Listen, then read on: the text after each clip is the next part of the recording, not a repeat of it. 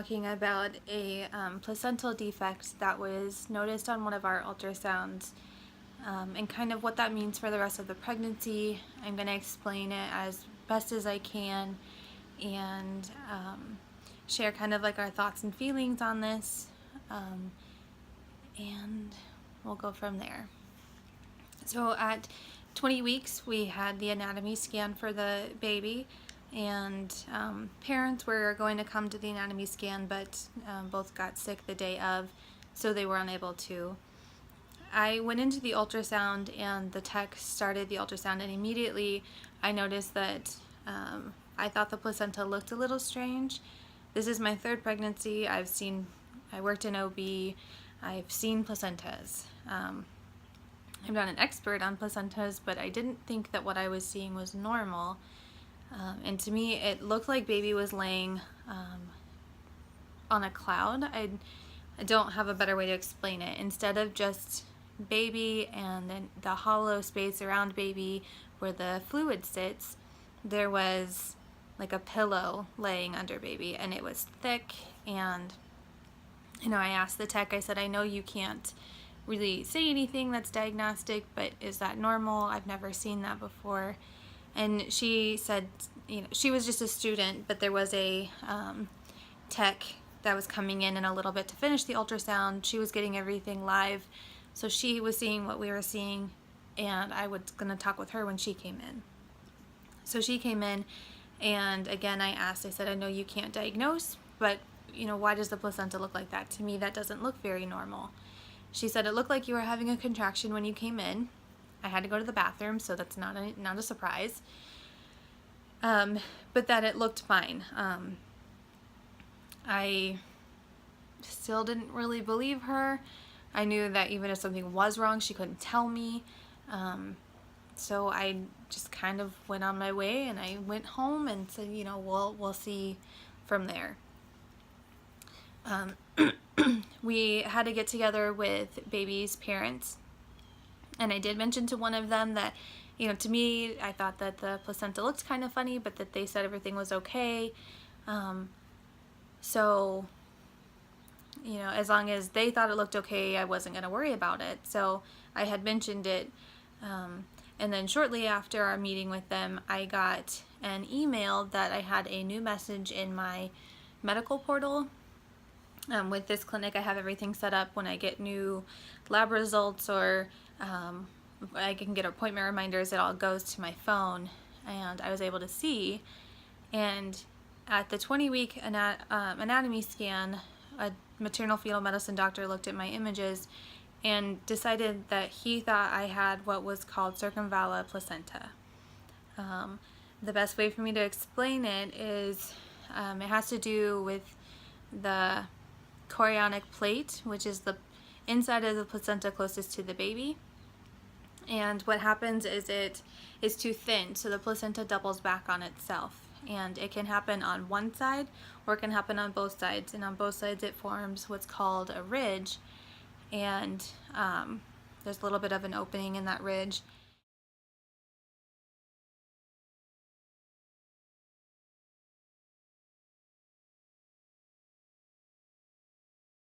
And it can cause baby to get decreased nutrients and oxygen. So what that could mean is that we could have like a fetal demise, or baby would stop growing, and that's referred to as IUGR, or intrauterine growth restriction, where baby gets too small and isn't able to grow anymore. And if that were the case, we would have to have an immediate delivery. And at higher risk for early delivery, placenta previa, or an abruption, or early rupture of membranes. And at delivery, I'm at an increased risk for what's called retained placenta, which is where not all of the placenta is removed during delivery, and it can cause hemorrhaging. I am having a C-section in August, so my risk for that is less, because with a C-section they can be more thorough. So what we a baby had to have a fetal echo at 24 weeks, so we were told that we would reevaluate at 24 weeks to see what the placenta looked like then. And from there we would go on to consider seeing a maternal fetal medicine doctor for the rest of the pregnancy, or if they thought maybe it was just something funny on the ultrasound from the 20-week scan. So I went in at 24 weeks, and the tech mentioned the circumvallate placenta, and I said yes, I had seen that in my chart. I was gonna ask about that. We did the ultrasound, we did the echo came back great, baby's heart looks perfect, baby looked great. Baby was measuring at about 40th percentile, which was okay. Everything else was ahead, and everything looked good. Baby was active, had a good heartbeat, and they weren't worried about that. So next, the fetal cardiologist came in to let me know that everything looked good with the echo, and then she sat and talked with me about the circumvallate placenta. And she even scanned me so that she could see live and get a good live picture of the placenta. And she said that she thinks I might only have a partial circumvalla, which is better and clinically insignificant and would require next to no extra monitoring. I do have to go back in at 32 weeks, so in 5 weeks, to have another look at the ultrasound, and then at that point, if baby is measuring even smaller, then I will have to have ultrasounds every 2 weeks, and I will have to start having non-stress tests, which is where they hook me up to a monitor, and they can monitor for contractions and monitor fetal heart tones to make sure baby's heart rate stays good. And if everything looks good, then I won't need to be followed up anymore. I can continue to see my regular OB providers, and we'll just have non-stress tests kind of as needed instead of scheduled. So at this point, we're pretty optimistic that it's only a partial and not a complete. However, on the ultrasound, you could see some curling of the chorionic membrane on both sides. She wasn't confident enough to say that it was a complete. She did say, she's a maternal fetal medicine doctor as well as a fetal cardiologist, so they see this a lot more often than any regular OB sees it. She has not had many moms deliver this with complications, so more often than not, baby goes full term, baby is delivered and looks great, and not many issues like with the retained placenta and things like that. So she was great. She was willing to answer my questions. She, everything that I asked, she made us feel a lot better on. So I think it was that day I had a phone, like a Skype with baby's parents, and I talked with them and told them what she found, and tried to answer their questions as best as I could. And I'm going, they have access to her, the doctor, if they have questions. Again, at 32 weeks, we're going to look at it again, and then we will all talk again about what it showed, and then the plan for the rest of the pregnancy. So circumvallate placenta is extremely rare. It happens in 1% of pregnancies. There's no correlation between IVF and circumvallate. It causes subchorionic hematomas more often than not. I did have excessive bleeding in the first trimester, and they think that now it's related because the side of the placenta that is curled for sure is the side where I had my hematoma. So other than that, some patients are not able to work past a certain amount of time because it can be painful. Like I said, your risk for an abruption is a little bit increased because you do have part of the placenta that isn't attached to the uterine wall anymore.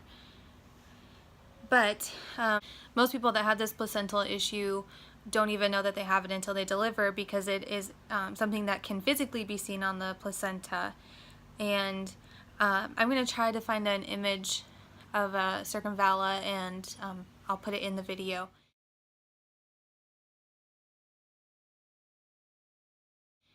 I worked in OB for 2 years and cleaned up placentas and sent them to pathology. We disposed of them, and I can't remember a single one that I saw that ever looked like this. So it's very interesting. I wouldn't recommend Googling circumvallate. It is extremely scary to read about. There's no good literature on it. You really need to speak with a specialist if you have questions about it. But that's kind of where we're at as far as things go right now. I feel good. I've had no issues other than the first trimester bleeding. Baby is super active. I can feel baby all of the time and everything. I have a heartbeat monitor or a Doppler here at home that I use sometimes just for fun, but I know baby's doing well. Baby is moving like crazy and active, and so far everything looks really good. So I will try to update again at 32 weeks after we have the repeat ultrasound to see how things look. But right now we are thinking partial, which is, as far as this goes, probably the best news that we could get. If we weren't having a C-section in the first place, we would be now. So yeah, I'll try to update and let you guys know what comes from the ultrasound in a few weeks and what our doctoring schedule looks like from there. After 32 weeks, I think I'll be doctoring every 2 weeks regardless. At 30 weeks you go every 2, and at 36 it's weekly from then on. So it wouldn't change a whole lot. It wouldn't add a whole lot of extra appointments, just more ultrasounds. So I will update you, and we'll see you later.